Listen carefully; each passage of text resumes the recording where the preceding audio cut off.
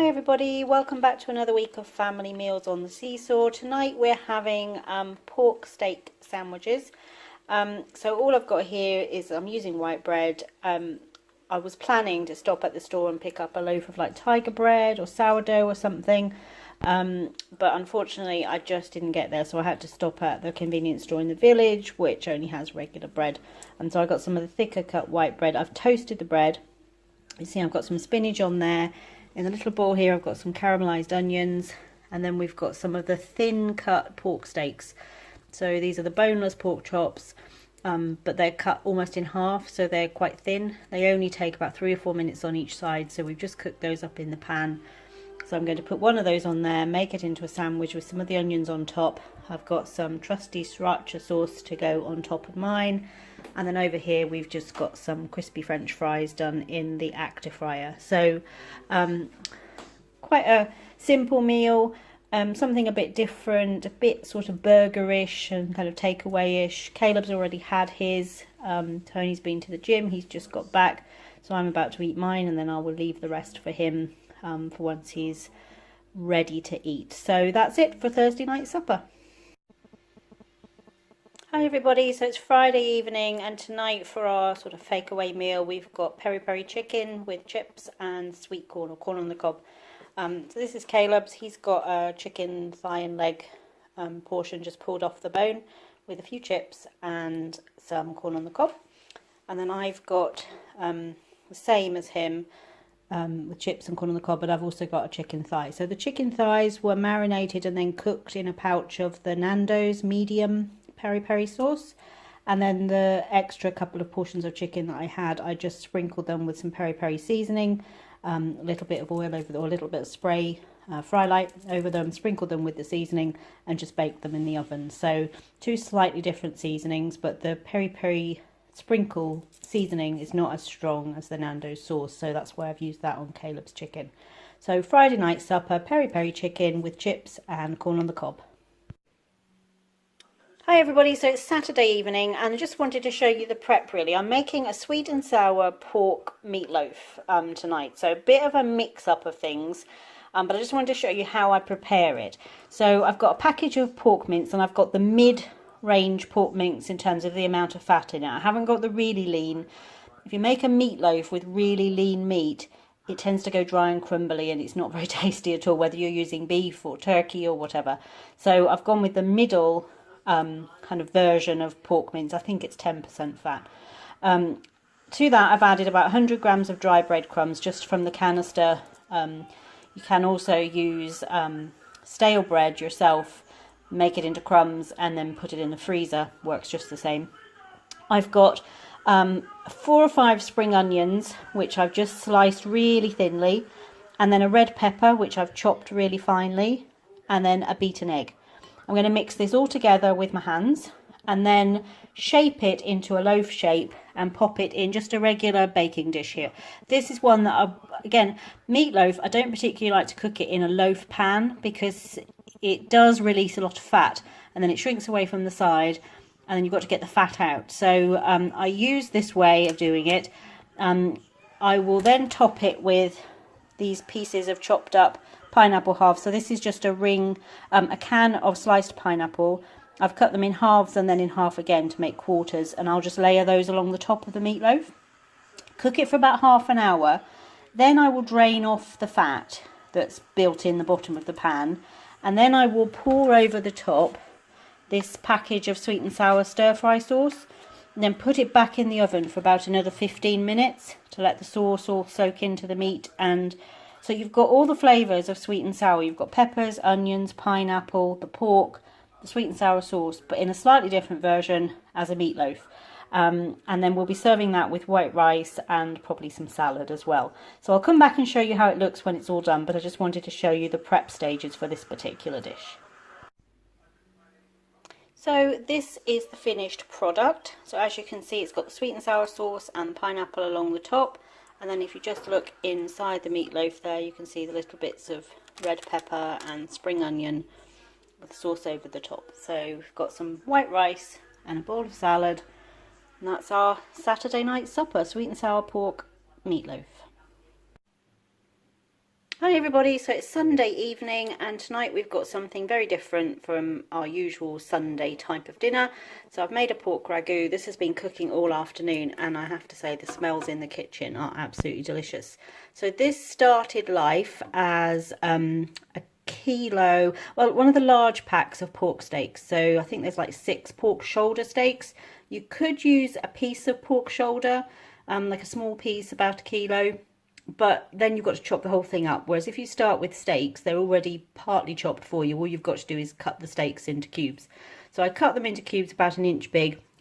I just browned them off, for about 5 minutes in a little bit of olive oil, just to kind of sear them and get them seasoned. Then in this big pot, I sauteed off some carrots, onion and celery for about 3 or 4 minutes, added a little bit of garlic, and then I added a sprig each of fresh thyme, rosemary and sage from the garden, and a couple of bay leaves. Then I put the pork in with that, mixed all together, added 250 ml of white wine, let that bubble up to really cook away the alcohol just for a few minutes. And then I added 2 cartons of chopped tomatoes and brought it up to a boil, let it simmer, covered the pan and let it cook for about an hour and a half, I suppose it was bubbling away for. I did check it about every 20 minutes or so, and I added a little bit of water a couple of times just to stop it getting too thick and the bottom sticking. But that's what we're having tonight, pork ragout. We've got just some spiral pasta to have with it and some garlic bread. So we had a very cold, wet and windy morning out at a rugby festival this morning, but Caleb got the Resilience Award for rugby today because he hurt his knee in the second game, quite badly actually. He was really hobbling, but come the 3rd game he decided he wanted to go back out on the field, and he then went ahead and scored a couple of tries and made some really good tackles. So he was really excited to get the Resilience Award for rugby this morning, which is the big trophy.